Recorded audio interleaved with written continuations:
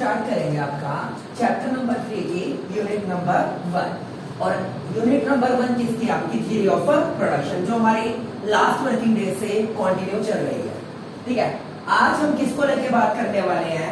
आज हम बात करने वाले हैं टोटल प्रोडक्ट को लेके, मार्जिनल प्रोडक्ट को लेके और एवरेज प्रोडक्ट को लेके। बेटा टोटल प्रोडक्ट का मतलब क्या होता है? सम टोटल होता है। It is the sum total of marginal product.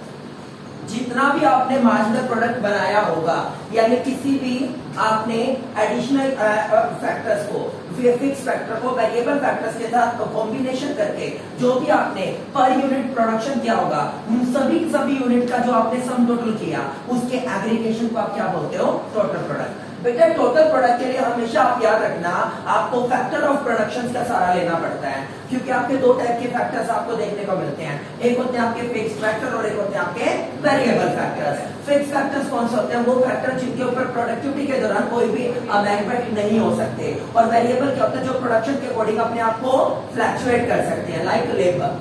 तो इसने क्या बोला? It is the total output arising from the effects of all the factor of production like land, labour, capital, entrepreneurship, ये सारे के सारे production combined together at any time. किसी भी टाइम पीरियड में जब आप सभी के सभी फैक्टर ऑफ प्रोडक्शन को क्या कर लेते हो बेटा? कंबाइन कर लेते हो और उनके ऊपर क्या करते हो? वर्किंग करते हो। उसका आउटपुट जो आपको देखने को मिलता है, उसको आप क्या बोलते हो? Total product. उसको क्या बोलते हो आप? Total product. एवरेज क्या होगा? Average product. टोटल प्रोडक्ट को जब आप नंबर ऑफ लेबर से डिवाइड कर दोगे बेटा, जो आपके सामने आएगा उसे बोलते हैं average product. Average product is the क्या होता है? Per unit labour output. Per unit labour output, एक अकेली सिंगल लेबर के थ्रू जो पर यूनिट लेबर आउटपुट आपके सामने निकल के आया होगा, उसको बताते हैं। ये बोलता है average product is the total product per unit of variable output. ये वेरिएबल आउटपुट क्या है सर? आपका लेबर। ठीक है ना? उसके रिगार्डिंग फार्मूला क्या है? टोटल प्रोडक्ट अपॉन में number of labour, total product upon में number of unit of variable factors. ठीक है, फिर आ गया मार्जिनल। सर आपने बताया हुआ है मार्जिनल का मतलब क्या है? एडिशनल। मार्जिनल का मतलब क्या है? एडिशनल। जब कभी भी मैं मार्जिनल को लेके बातचीत करूंगा तो आप किसको लेके बात करोगे? एडिशनल। किसी भी वेरिएबल फैक्टर की एक एक्स्ट्रा यूनिट को काम पे लगा के या हटा के टोटल प्रोडक्शन में जो भी चेंजमेंट आपको देखने को मिलता है, उसे आप क्या बोलते हो? Marginal product. Marginal product is the change in the total product per unit of change in quantity of the variable factor. किसी भी वेरिएबल फैक्टर की क्वांटिटी में चेंजमेंट करने से टोटल प्रोडक्ट में जो आपको चेंजमेंट देखने को मिलता है, उसे आप क्या बोलते हो? Marginal product. ठीक है बेटा, कैसे निकलेगा मार्जिनल प्रोडक्ट? टीपीएन। टीपीएन की full form total production for number of quantity, minus में टीपीएन -1। सर ये जो -1 है, यही तो आपकी एडिशनल यूनिट है। ये जो आपकी एडिशनल यूनिट है, उसको क्या करता है? ये रिप्रेजेंट करता है। ठीक है बेटा, ये तो बात थी आपकी टीपी की, एपी की, एमपी की। अब मैं रिलेशनशिप्स को लेकर बात करता हूँ। पहले हम रिलेशनशिप को लेकर बात करेंगे एवरेज प्रोडक्ट और मार्जिनल प्रोडक्ट की। आपने अभी एपी पढ़ा, आपने अभी एमपी पढ़ा और इनके फार्मूलेज पढ़े। मेरे को बोला कि आप अगर किसके बारे में पढ़ना चाहते हो? इनके रिलेशनशिप के बारे में। व्हेन एपी राइज, देखो बेटा आपका एपी बढ़ने लग रहा है, आपका एपी क्या होने लग रहा है? बढ़ने लग रहा है। एपी तो but group sum total of group होता है, यानी कहने का मतलब सभी के सभी टोटल प्रोडक्ट को जब आप नंबर ऑफ लेबर से डिवाइड करोगे तो क्या जाएगा आपका? एपी। इसने मेरे को बोला बेटा जब एपी बढ़ेगा, एपी तो ग्रुप हो गया, और फिर आपका वहां पर क्या होगा? As a result increase in quantity of variable input, MP is more than AP. इसने बोला जब आप अपने वेरिएबल फैक्टर्स के प्रोपोर्शनेटली कॉम्बिनेशन के थ्रू एपी को बढ़ा रहे हो, देखो बेटा MP is greater than AP. MP is greater than AP. It means अगर एपी राइज होगा तो एमपी उससे तेजी से बढ़ेगा, एमपी उससे तेजी से बढ़ेगा, और अगर एपी गिरेगा तो एमपी उससे तेजी से नीचे भी गिरेगा। क्योंकि बेटा एमपी का मतलब एक एडिशनल पर्सन है, और बेटा वहां पर क्या होगा? एपी का मतलब करता है सम टोटल। ग्रुप को गिरने में टाइम लगता है बेटा किसके कंपेयर में? एक सिंगल पर्सन के। और ग्रुप को उठने में भी टाइम लगता है किसके कंपेयर में? एक अकेले बंदे के। ठीक है ना? तो जब एपी आपका इंक्रीज होता है तो एमपी उसके कंपेयर में ज्यादा तेजी से बढ़ता है। When AP is maximum, AP is equal to MP। देखो बेटा जब एपी अपने मैक्सिमम पॉइंट पे होगा ना तो एपी और एमपी एक दूसरे के क्या होंगे बेटा, इक्विवेलेंट होंगे। पता क्यों? क्योंकि उसके बाद तो गिरने का टाइम आएगा, उसके बाद किसका टाइम आ जाएगा, गिरने का टाइम। जब एपी आपका मैक्सिमम होगा तो ये बात याद रखना बेटा, वो पॉइंट होता है जहां पर आपका एपी और एमपी कांस्टेंट मैनर में होंगे, बराबर होंगे। फिर बोलता है MP curve cuts the AP curve at its maximum. अगर बेटा मैं कॉस्ट की बात करूं तो वहां पे मिनिमम पे कट करके आते हैं, अगर मैं प्रोडक्शन की बात करूं तो बेटा मैक्सिमम पे कट करके आते हैं। ये ना AP curve cuts the MP curve at its maximum, maximum पे कट करता है। When AP falls MP is less than AP. बेटा जब एपी गिरेगा वो तो ग्रुप होता है चाहे उसका, MP is less than AP. जब एपी गिरने लग गया बेटा आपका एपी, देखो एपी एमपी उसके कंपेयर में ज्यादा तेजी से गिरता है। और आप अच्छी तरह जानते हो MP can be positive, negative और जीरो। एमपी आपका पॉजिटिव भी हो सकता है बेटा, एमपी आपका नेगेटिव भी हो सकता है और एमपी आपका जीरो भी हो सकता है। बट बेटा आप अच्छी तरह जानते हो एपी आपका क्या नहीं हो सकता, कभी भी नेगेटिव और जीरो हो सकता, ठीक है ना। नेगेटिव नहीं हो सकता, जीरो तो फिर भी मिल जाएगा, ठीक है ना बेटा। अब हम किसके बारे में बात करेंगे, टीपी, एमपी और एपी से रिलेटेड स्टेजेस को लेके। एक स्टेज में आपको देखने को मिलेगा कि टीपी, एपी और एमपी तीनों के तीनों इंक्रीजिंग मोड में है बेटा, और तीनों के तीनों क्या होने लग रहे हैं, बढ़ने लग रहे हैं। एक स्टेज में, सेकंड स्टेज में आपको देखने को मिलेगा बेटा आपका डिमिनिशिंग रिटर्न चल रहा है, और थर्ड स्टेज में आपको देखने को मिलेगा आपका नेगेटिव रिटर्न चल रहा है। पहले स्टेज की बात करते हैं। ये बोलता है under this stage TP increases at an increasing rate of MP. Sir आपने तो बताया था टीपी आपका सम टोटल होता है किसका, एमपी का। बेटा अगर आपका एमपी इनिशियल पॉइंट पे बढ़ेगा तो उसका सम टोटल क्या होगा, टीपी। तो ऑटोमेटिकली आपका टीपी भी क्या होगा, इंक्रीज होगा। इस स्टेज में क्या होगा, MP and AP both rises, MP भी बढ़ते हैं और एपी भी बढ़ता है, but MP is faster than AP. मैंने बोला था बेटा एक इंडिविजुअल यूनिट इमीडिएटली बहुत स्पीडली आपकी इंक्रीज होता है और बहुत स्पीडली ही गिरने का काम करती है। तो ये बोलता है कि इस स्टेज में एमपी और एपी दोनों बढ़ रहे होंगे, but MP is greater than AP. चलो दिखाते हैं आपको। स्टेज नंबर फर्स्ट में आपका टीपी भी बढ़ने लग रहा है बेटा, और आपका एमपी भी बढ़ने लग रहा है, एमपी। बट बेटा आपने चेक किया जो आपका यहाँ पर एपी है, एपी के कंपेयर में ज्यादा तेजी से क्या बढ़ने लग रहा है बेटा, मेरा एमपी बढ़ने लग रहा है।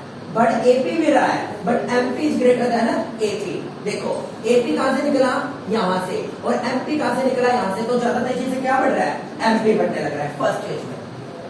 This law operate because quantity of the fixed factor are amended with unit of the variable factor। बेटा इस लॉ में क्या होता है, आप यहाँ पर फिक्स फैक्टर अपनी यूटिलाइजेशन जो होती है, जो उनकी पोटेंशियल पावर होती है, उसके साथ वेरिएबल फैक्टर इस मैनर में डील करते हैं कि आपके प्रोडक्शन का लेवल बढ़े। फिक्स फैक्टर तो आपको पता है पैसिव फैक्टर है, तो प्रोडक्शन को बढ़ाने का काम कौन करता है, एक्टिव फैक्टर। तो आप वेरिएबल फैक्टर्स को इस प्रपोर्शन में कॉम्बिनेशन फैक्टर थे उनका, जिससे प्रोडक्शन बढ़े। तो यही रीजन होता है कि आपका बढ़ता है। Fuller utilisation of resources is possible under increasing return to scale. इसमें क्या होगा बेटा, जब आपकी स्टेज में जैसे आपका प्रोडक्शन लेवल बढ़ रहा है, इट मींस आपने अपने रिसोर्सेज का क्या किया होगा, प्रॉपर यूटिलाइजेशन। टीपी भी बढ़ा, एमपी भी बढ़ा और एपी भी बढ़ा, सब कुछ बढ़े। उसके बाद आता है second stage, TP continue to increase at diminishing rate. बेटा मैंने आपको इतनी बार बोला है कि इंक्रीजिंग एट डिमिनिशिंग रेट का मतलब होता है पहले कितना होगा 10, फिर कितना हुआ 13, फिर कितना हुआ 15, फिर कितना हुआ 16। बढ़ रहा है, मैं मना नहीं कर रहा। पहले कितना बढ़ा, +3, फिर कितना बढ़ा, +2, फिर कितना बढ़ा, +1। बढ़ रहा है बेटा, ये बढ़ रहा है। बट आपने चेक किया कि टीपी इंक्रीज तो हो रहा है कॉन्टिन्यूसली, बट डिमिनिशिंग, क्योंकि बेटा एमपी की मार्जिनल प्रोडक्ट एक इंडिविजुअल यूनिट के थ्रू जो आउटपुट दिया जाने लग रहा है, पर वो पर यूनिट आउटपुट गिरता जाने लग रहा है, उसका टोटल किसमें जुड़ता जाने लग रहा है, टीपी में। That's why all over performance इसकी गिर रही है। TP increases at diminishing rate.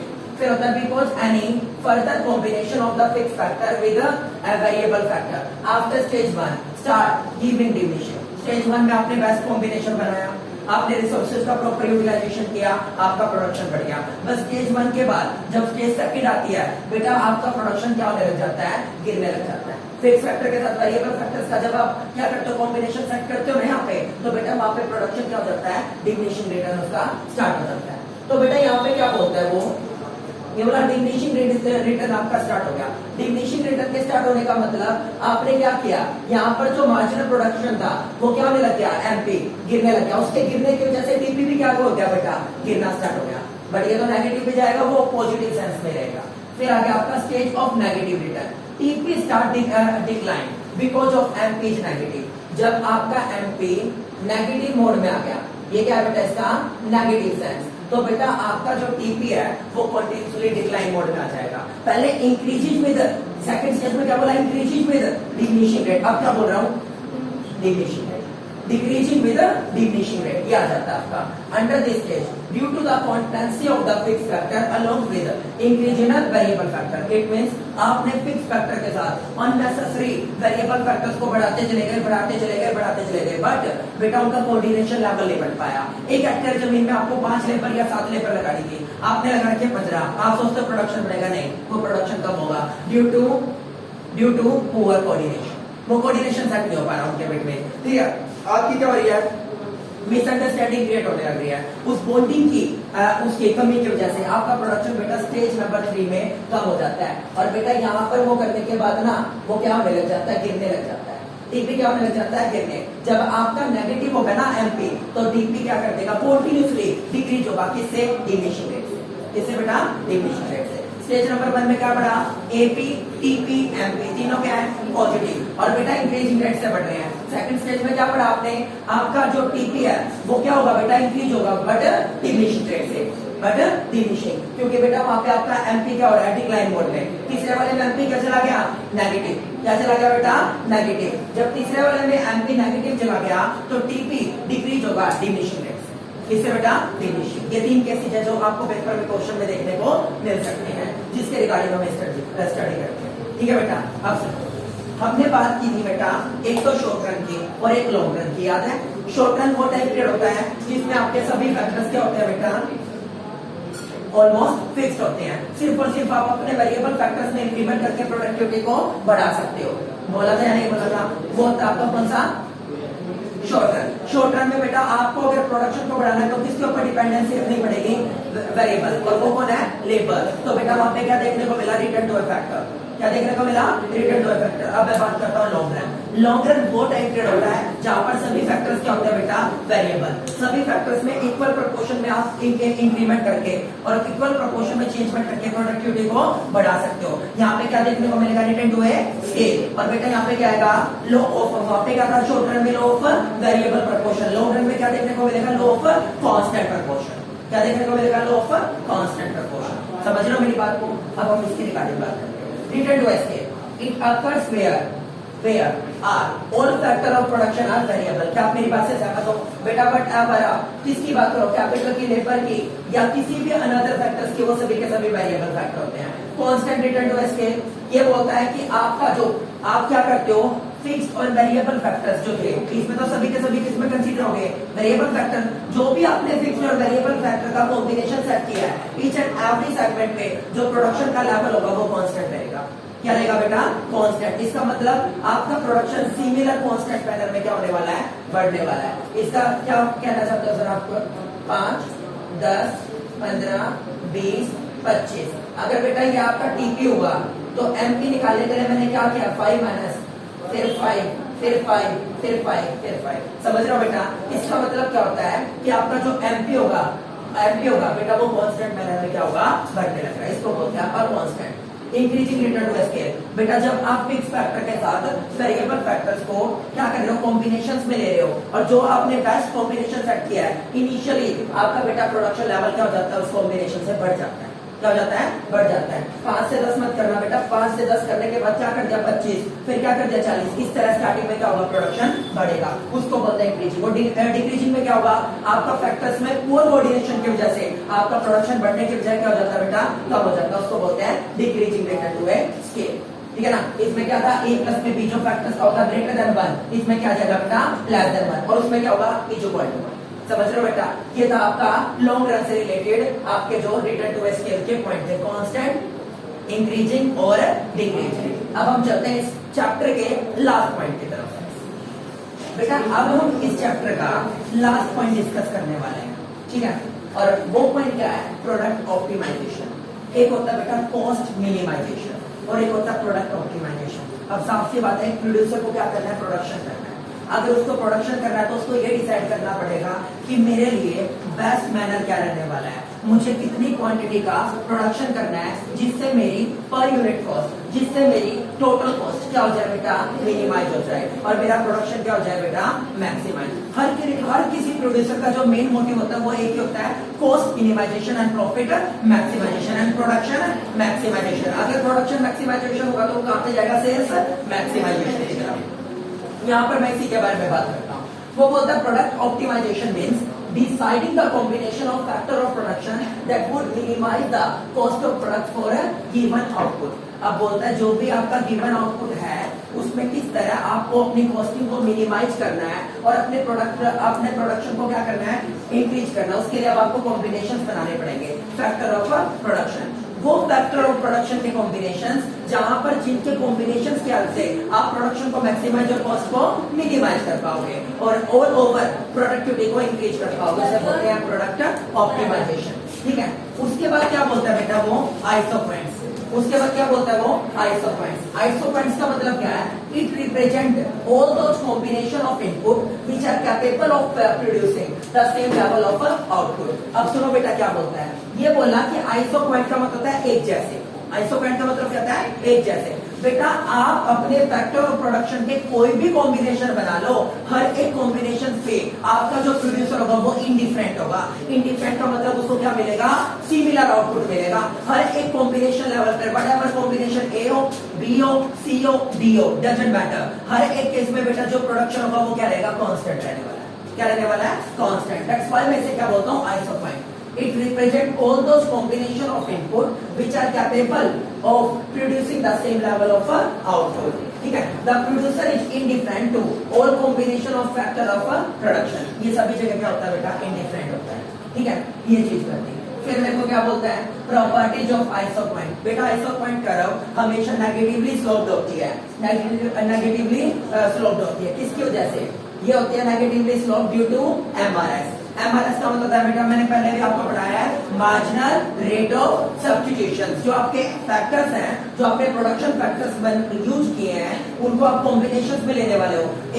आप एक फैक्टर को बढ़ाओगे तो दूसरे को क्या करना पड़ेगा बेटा, रिड्यूस करना पड़ेगा। ठीक है ना, तो बेटा उसकी वजह से क्या होता है आपका, नेगेटिवली स्लोप डाउनवर्ड। फिर होता है आइसो कॉस्ट। आइसो कॉस्ट, और इसे क्या बोलते हैं बेटा, equal cost lines. Equal cost lines also known as budget line. बेटा बजट लाइन कंज्यूमर वाले केस में बताया ना मैंने, कंज्यूमर बजट लाइन। ये बोलता है आपके आइसो कॉस्ट या इक्वल कॉस्ट लाइन को क्या बोलते हो आप, बजट लाइन। क्या बोलते हो इसे आप, budget line. That show the various alternative combination of two factor which the firm can buy with a given outlay। outlay का मतलब बेटा expenditure, total expenditure। ये बोलता है ये वो बजट लाइन होती है जो अलग अलग वेरियस आपके जो अल्टरनेटिव कॉम्बिनेशन होते हैं किसके, दो फैक्टर्स के, वो आपके different kind of expenditure level को बताती है। अब आपने अलग अलग मैनर में प्रोडक्शन किया, अलग अलग मैनर में प्रोडक्शन करोगे तो प्रोड्यूसर को क्या फेस करना पड़ेगा, उससे स्पेंड करनी पड़ेगी मनी। तो अलग अलग जो कॉम्बिनेशन आपने अल्टरनेटिव बनाए होंगे उसके थ्रू बेटा जो भी आपने प्रोडक्शन किया होगा उस बजट लाइन के बारे में बताता है कि आपके प्रोड्यूसर का बजट कितना है और वो बजट के अकॉर्डिंग अपने टारगेट को अचीव कर पाएगा या नहीं कर पाएगा। ये देखो बेटा, पहली प्रीवियस वन बजट लाइन ये थी, नेक्स्ट वन ये थी। अगर आपकी budget line right hand side में जाएगी इट मीन बजट इंक्रीज हो रहा है, और लेफ्ट हैंड साइड में जाएगी तो बजट डिक्रीज हो रहा है। इसको दिखाता है। अब बोलता है मेरे को लास्ट और कंक्लूडिव फाइंड। आपने बोला आपका आइसो पॉइंट कर्व, आपने बोला बजट लाइन, जहां पे आइसो पॉइंट कर्व आपकी बजट लाइन को प्रॉपर मैनर में कट करके जाएगी, टेंजेंट को छूती हो जाएगी, वो प्रोडक्ट ऑप्टिमाइजेशन होगा जो आपको चाहिए, जहां पे कॉस्ट सबसे कम मिलेगी और आपका प्रोडक्शन सबसे ज्यादा होगा। बोलता है 10 product optimization is stuck at the point of intersection of the iso point and equal cost line, जिसको आप क्या बोलते हो, बजट लाइन। ठीक है, ये बेटा आपकी बजट लाइन होगी, ये इक्विलिब्रियम लेवल होगा जहां पे आपकी बजट लाइन को आपका क्या करने लग रहा है, आइसो पॉइंट कर्व कट करने लग रही है। बेटा ये प्रोडक्ट ऑप्टिमाइजेशन है जिसके लिए मैं काम करने लग रहा था। क्लियर है बेटा, ये मेरा चैप्टर आज की डेट में कंप्लीट हुआ है। नेक्स्ट वन टॉपिक हम जो डिस्कस करने वाले हैं इसी का नेक्स्ट पॉइंट है जिसका नाम क्या है, theory of cost. Next one video में हम किसको स्टार्ट करेंगे, थ्योरी ऑफ कॉस्ट के रिगार्डिंग स्टार्ट करेंगे। आज के लिए इतना ही, थैंक यू सो मच।